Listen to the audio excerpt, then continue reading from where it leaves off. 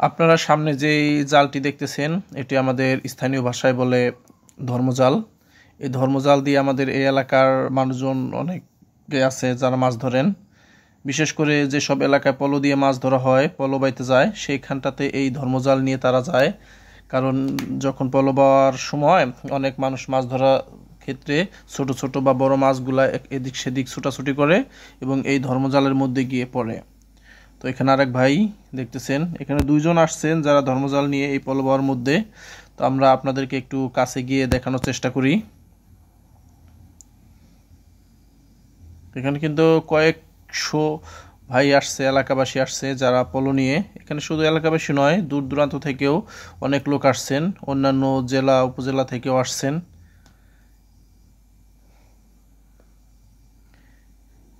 তারা কিন্তু একটা উৎসবের আমেজের মধ্যে মেতে আছেন। অনেকটা উৎসবের মতো করেই এই পলো বাইতে যায় বিভিন্ন এলাকায়। আমাদের এই এলাকার চরাঞ্চলগুলোতে বেশিরভাগ এই আয়োজন চলে।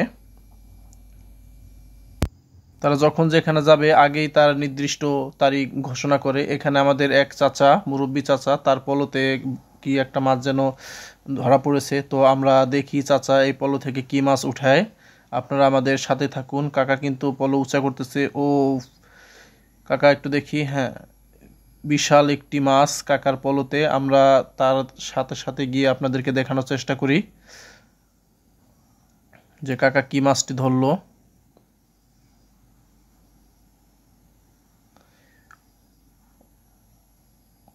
অনেকটা শোল গজার প্রকৃতির মাছ।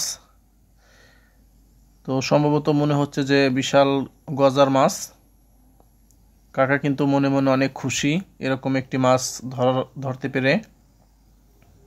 এখনই আমরা আপনাদেরকে দেখাবো। এই যে দেখেন কাকা মাছটি ছাড়লো।